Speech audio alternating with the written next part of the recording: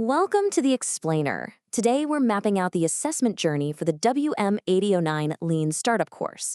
So think of this less like a set of deadlines and more like your personal founder's journey. And don't worry, we've got the roadmap. Okay, before we go any further, let's get this core principle absolutely locked in. This course isn't about hitting a home run with your business idea. Nope, it's all about the process, the quality of your thinking, the strength of your evidence, and maybe most importantly, what you learn along the way. So here's how we're going to break it all down. We'll start with the why, the course philosophy. Then we'll map out your key milestones. And after that, we'll dive into each major assessment, from that first spark of an idea right through to your final venture report. First up, let's get into the right mindset. It's absolutely essential to understand the why behind how you're being graded, because it really does shape everything you're going to do in this course. See, this course is designed as one continuous hands-on journey. Each assessment isn't some separate island, it's a stepping stone that builds directly on the last one. You're being evaluated on your ability to actually apply lean startup principles, to experiment, to prove your ideas, and to pivot when the evidence tells you to. Now let's see how that philosophy actually looks in practice. Here's the high-level map of your journey, showing all the key stops you'll be making along the way. This timeline really lays it all out. It kicks off with a super important ungraded progress review in week 6. Think of that as a free pit stop to get you on the right track. From there, it's a pretty quick sequence of presenting your process, showing off your product, pitching for investment, and then finally submitting that big report in week 14. And of course, running in the background through all of this is your weekly reflection. And this shows you exactly where to focus your efforts. The A1 demonstration, which covers your presentation and exhibition, makes up a massive 40%. The A4 venture report is another 30%. Together, that's 70% of your grade. So that initial development and the final analysis, that's where the real weight is. So here's a crucial point. Whether you decide to fly solo or work in a team, some things are always on you. That 60-second video pitch, your weekly learning reflections, and that big final venture report, they are mandatory individual submissions. There's no hiding in a group for those. Okay, let's zoom in on the first part of your journey. This is the building phase, where you take a raw concept and turn it into something real, something you can actually show to the world. This phase has 3 key steps. First, that formative review is your safety net. It's a chance to get honest feedback before any marks are on the line. Next, in the panel presentation, you tell the story of how you built your product. And finally, at the exhibition, you stop talking and you start showing, demonstrating your working MVP to a live audience. And please remember this for A1, a project that shows genuine learning from failed experiments, all backed up by solid evidence, will always score higher than a polished-looking product that's built on nothing but assumptions. They want to see your work, your thinking, your pivots, not just a pretty face. All right, so you've built something.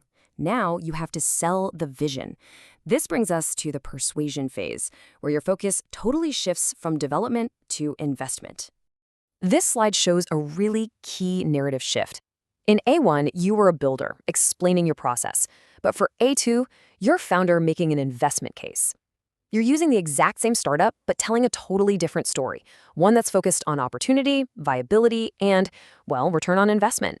Your pitch is split in 2. First, you create this short, snappy 60 to 90-second video. That's your hook.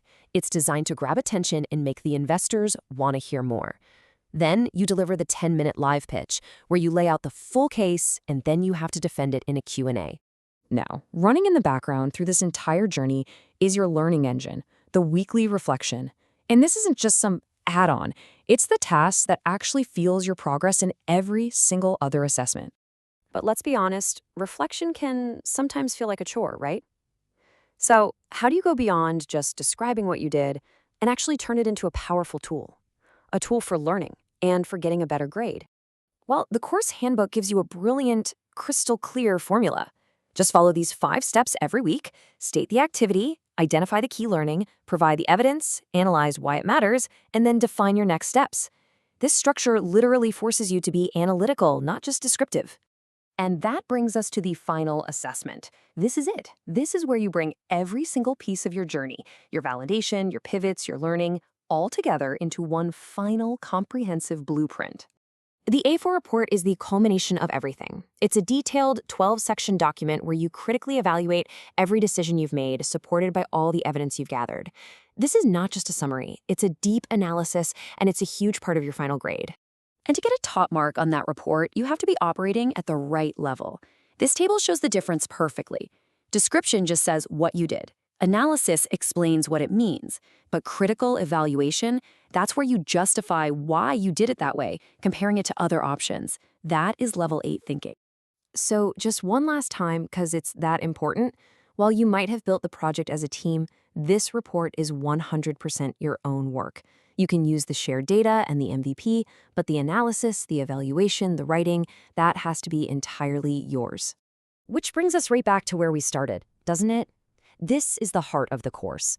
It was never about success or failure.